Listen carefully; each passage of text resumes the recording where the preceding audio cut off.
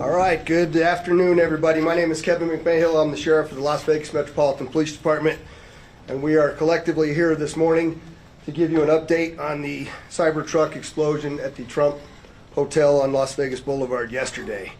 Our work never stopped, as many of you went to sleep last night, and I just want to give you an update on a lot of what it is that we found through the processing of the Cybertruck. This is a joint investigation involving the FBI, the ATF, the Las Vegas Metropolitan Police Department, and these folks worked through the night and found a lot of stuff that is very useful for this investigation. As you look at this Cybertruck here, we had to transport this down to our fleet services so that we could really get through this thing. And I remind you that the subject inside wasn't able to be removed for a very long period of time because he was burnt beyond recognition. And so as we continue to move through this, I'm going to talk a little bit about his identity and what we believe, but I would like to highlight a couple of things that the teams found inside of the Cybertruck that are useful to the investigation. And that, first and foremost, is a military identification. We also found a passport. We found a Desert Eagle 50 caliber semi-automatic pistol. And if you'll notice on a lot of these guns that we're going to talk about here, they're almost just burnt beyond recognition as well. There's a SLR model B30 semi-automatic firearm, number of fireworks that were still in the vehicle that had to be removed. We found an iPhone and a smartwatch, and then several credit cards were also in the name of our subject. Our subject is 37-year-old Matthew Livelsberger. He's of Colorado Springs, Colorado, born July 22nd of 1987. Now, as you'll see here on a picture of his driver's license, let's see, the question really still remains for me, and I know that there's a lot of you folks in the media that are identifying this person as the person in our vehicle. As I mentioned to you already, his body is beyond recognition. And I do still not have confirmation 100% that that is the individual that was inside of our vehicle. And so as I'm calling it now, the subject or person of interest, I will not come back until I have the confirmation through DNA or medical records that this is indeed in fact the subject inside of the vehicle.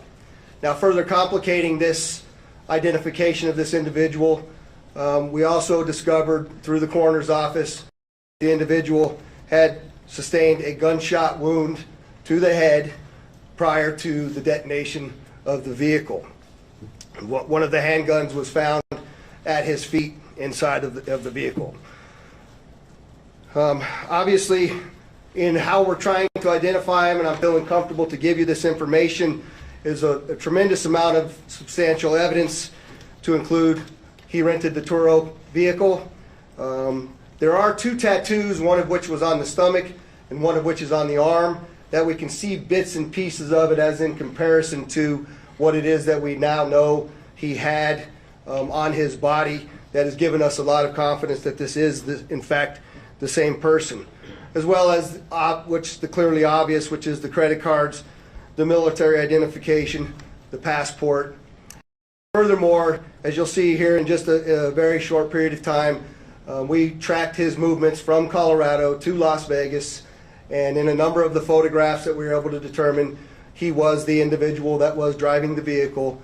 And also, I'd like to iterate this point to you, we still have only ever seen him in this vehicle, and we're not aware of any other subjects involved in this particular case. Now, I would like to acknowledge a couple of things because I know what's going on in the social media world, and there are a number of things in this case that are similar to the attack in New Orleans.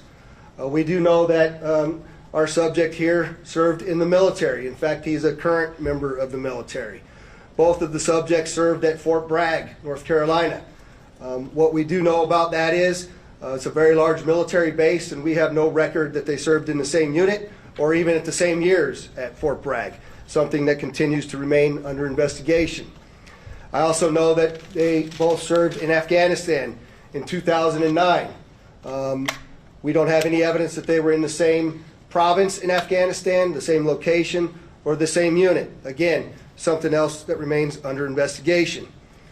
And we also know, of course, that they both used the rental company Turo to rent their vehicles. As far as his military background, it's been confirmed by DOD that he was indeed in the United States Army. He was also a Green Beret operations sergeant who spent most of his time at Fort Carson, Colorado, and in Germany. He was on approved leave from Germany, where he was serving with the 10th Special Forces Group. He was also previously in the National Guard and the Army Reserve. I'd like to point out to you that through exceptional joint investigative effort, we've gotten to a place where we believe we can show you his route to Las Vegas from Colorado, and Carlos will put up the map there for you. And we know that he rented the Cybertruck in Denver on December 28th. We tracked his movements through the Tesla charging stations to Monument, Colorado on December 30th. On the 31st of December, the truck was charged in Trinidad, Colorado, Las Vegas, New Mexico, and Albuquerque and Gallup, New Mexico. On January 1st, the truck was charged in Holbrook, Flagstaff, and Kingman, Arizona. We last tracked the truck in Kingman at 05:30 yesterday morning. The truck was first spotted in Las Vegas at 7:29 a.m. yesterday. And Carlos will pull up a picture of the truck pulling onto Fashion Show Drive here. And that picture was observed at about 7:34 a.m. We know that he pulled into the Trump Valet. I believe we have a video of that. You can see the Cybertruck highlighted there.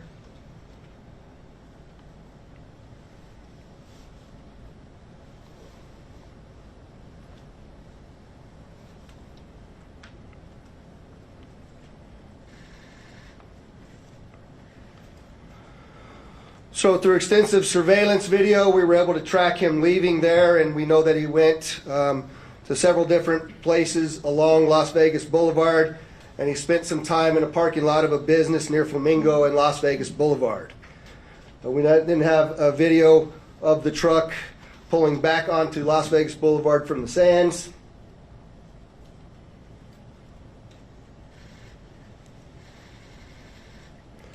See that there?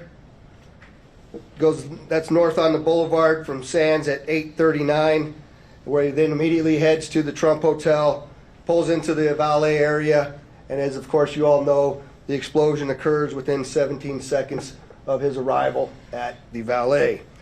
There's some additional investigative updates that are going to be provided to you by a couple of the other speakers here, the first of which will be our Special Agent in charge of the FBI local office, Spencer Evans. Spencer? Good morning, my name is Spencer Evans. I'm the Special Agent in charge of the FBI's Las Vegas Division. As the Sheriff mentioned, we've been working through the night with our partners, the Las Vegas Metropolitan Police Department and other agencies, to gather all the facts and determine a motive to what was initially reported to the FBI as a bombing incident, to which our Special Agent bomb techs and others responded. Obviously, we're always concerned in these sorts of events to ascertain what the motive is. We understand that's everybody's at the forefront of everyone's thoughts. And so looking into exactly what the motivation is remains our #1 priority. This is why the FBI's Joint Terrorism Task Force has been brought into play. The Joint Terrorism Task Force, most important part of that acronym is joint. It is done in concert with our partners, which are comprised of more than a dozen investigative agencies here throughout the state of Nevada. We've been working hand in glove, side by side, tirelessly to determine, is there any ongoing threat to the public, to identify the subject, to determine any potential connection to other events going on in the world, most notably in New Orleans, and then obviously to determine if there's anything else that we need to be tracking down. At this time, as the Sheriff's pointed out, we feel that the subject has been identified, although not conclusively, waiting for DNA evidence on that front. However, we do feel like we have the subject identified, and at this time there is no information about additional subjects that the FBI is tracking on. Our resources, as I mentioned, that have been deployed in support of this event include Special Agent bomb techs, our evidence response team, which is processing crime scenes, side by side with the forensics folks from Las Vegas Metropolitan Police Department, our investigators, our intelligence analysts, and then outside of the FBI Las Vegas field office, we have investigative leads that are being conducted by FBI field offices both internationally and domestically as well. As always, when the FBI is involved with any sort of case like this, we ask for help for the public. Anyone with information related to this incident, we encourage you to please call 1-800-CALL-FBI, or you can submit a tip online at tips.fbi.gov. We've already received thousands of tips related to this incident. The challenge that we face moving forward is to separate those that are pertinent and relevant and those that can be verified for those, from those that have not. For example, one of the tips that we received just today relates to information alluding to this subject's personal experiences related to his time and activity in the military. Again, that's unverified and uncorroborated, but one of many tips and leads that we will be following up in the days that come. If you have any additional information, again, encourage everyone, 1-800-CALL-FBI or submit it online, tips.fbi.gov.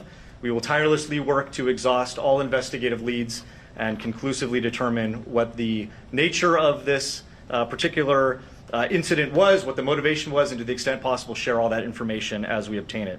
I'll now turn some time over to the Assistant Special Agent in charge from the ATF, Kenny Cooper.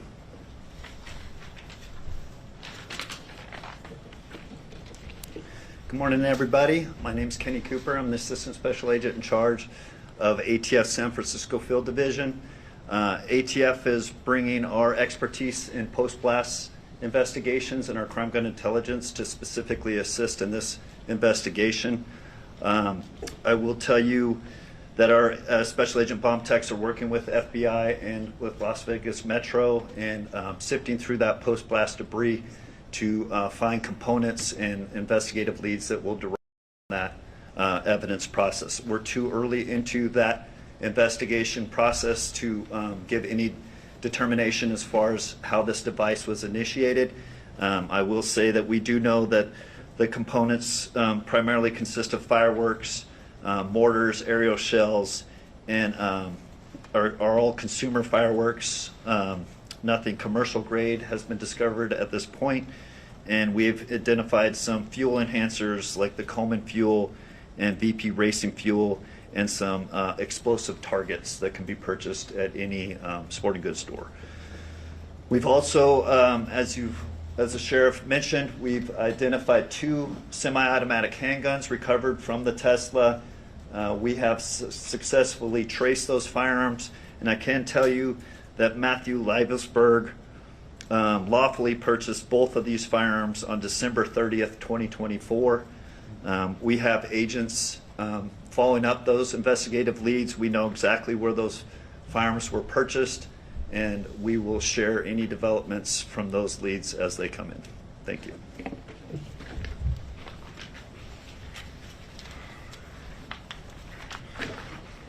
We also have the Clark County Fire Chief here, John Steinbeck, and he didn't have any additional updates, but if there's any questions in regards to what the fire department did during this, he's here to answer those questions as well. With that, I'd just like to say before I take a couple questions from all of you, you'll notice that we're not releasing information that we haven't corroborated and verified.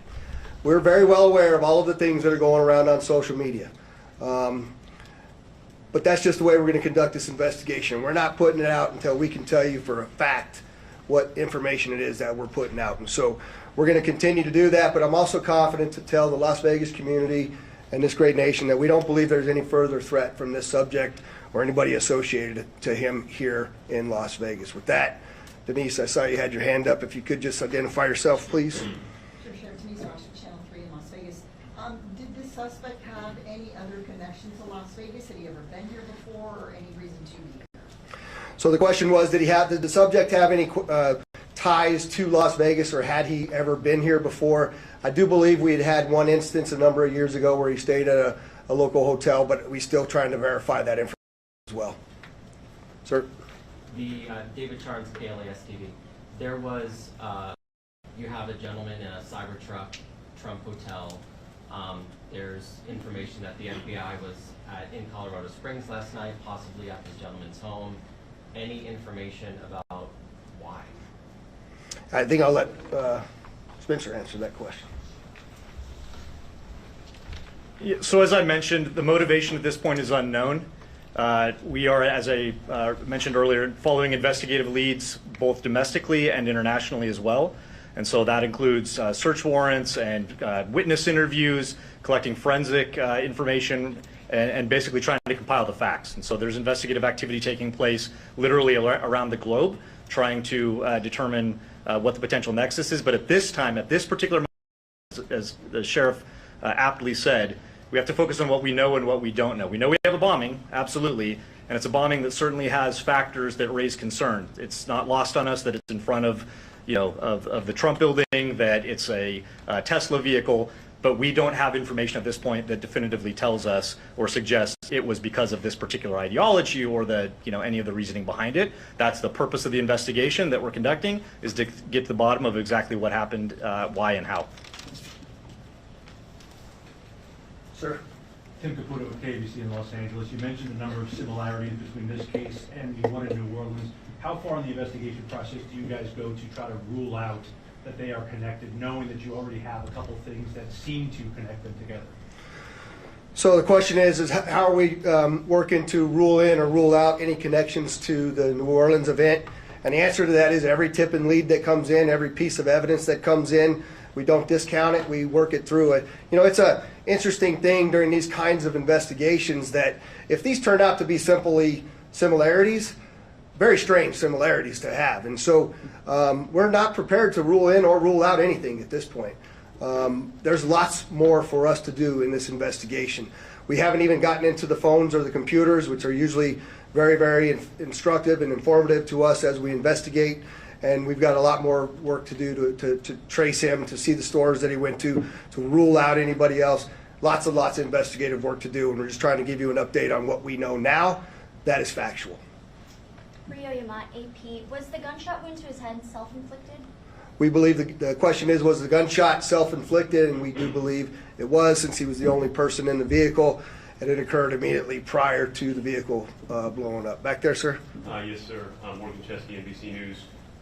With the evidence you've seen so far, are you comfortable now calling this a suicide mission?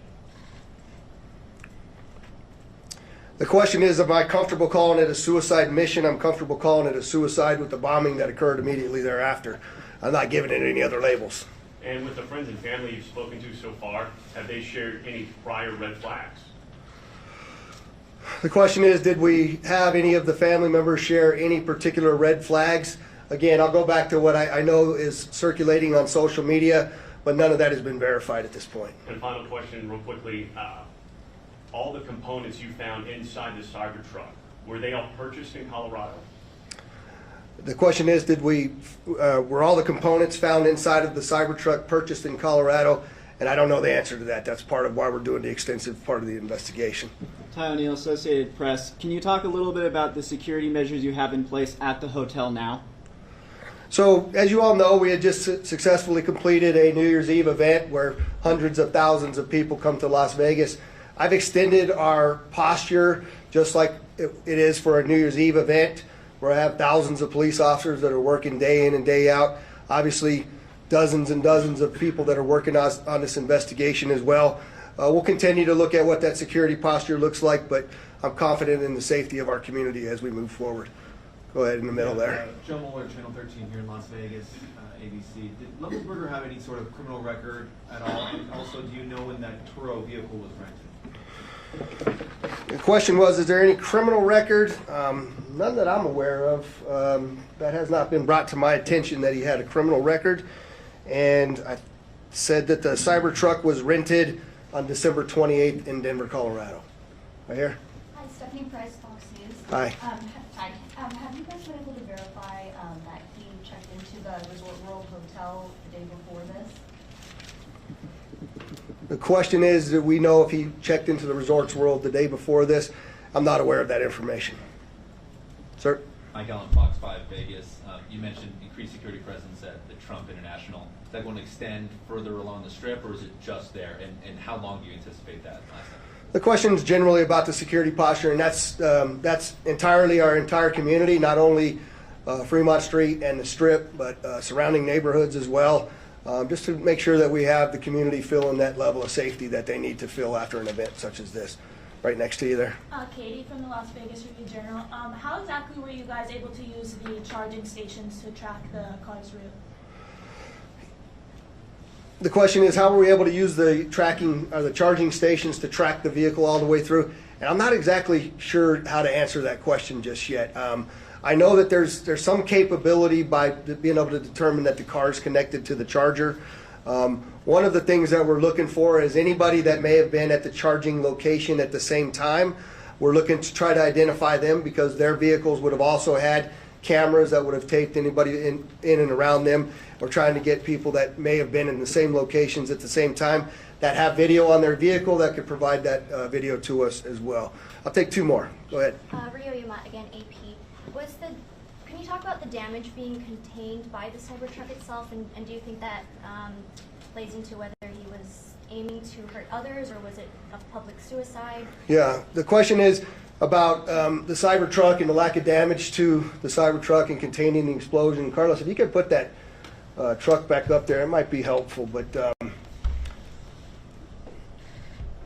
you know, you'll see if you look on the outside of that vehicle, it's hard to tell from that photograph, but other than the windows being gone, that's a bit more disassembled than it was at the scene, and the back area being blown off. There's no evidence of physical damage to the sides of that vehicle, and so the explosion that was in that vehicle sort of vented out and up, but it didn't even damage the glass doors at the trunk. So I'm not sure what that means. I also know that there's a number of unexploded pieces of the thing inside of that vehicle, and so I just don't think that it was done as well as he was expecting it to be done. But go ahead. Sofia Rodriguez with Univision Vegas. I was wondering, were you able to recover the video from the Cybertruck, or was that destructive? So the question is, are we able to recover the video from the Cybertruck? And many of you may know that those Cybertrucks contain a tremendous number of cameras. Again, Mr. Musk has sent out a number of his folks that will be arriving here this afternoon with the intent to try to capture the part of that captured all of the video from inside of the truck. Sir? Just quickly, you had mentioned a number of the components in the back of the truck that did not go off. Maybe this is a better suited question for ATF, but when it comes to the rudimentary nature of the bomb, I think we mostly think of a bomb that is connected. This seems like individual kind of incendiary and combustible components put together. Can you speak to how you think this is a bomb, or was it just several pieces of things that might blow up and might explode that were just lit and gone off at the same time? Yeah, I'll tell you, it does appear that it was, I just want to be careful with my language here, but the level of sophistication is not what we would expect from an individual with this type of military experience. That most of that, the materials inside that Tesla were fuel to help fuel a greater explosion. But it's too early to answer any question is if there was sophisticated connectivity to those components to make it ignite in the way that it did. All right, there was one last hand over here. I'll take your last question. Or maybe this is for Special Agent Evans, Mike Carter, Newsmax. Any idea if the suspect has been in touch with any outside terrorist groups? Has this investigation extended globally? The question is, do we know whether the subject's been in touch with any outside terrorist groups, or if it's been investigated globally? And Spencer, you want me to? Okay. So the question about whether it's being investigated globally, absolutely. Like I said, we're running down investigative leads around the world. No information that we're aware of right now that connects this individual to any terrorist organization around the world. But that's obviously the thrust of the investigation, is ruling out that there's any sort of terrorism nexus, and then again getting at what the ideology is. We appreciate you all coming, and we will be back before you when there's substantial updates to provide to you. Thanks for all your great work.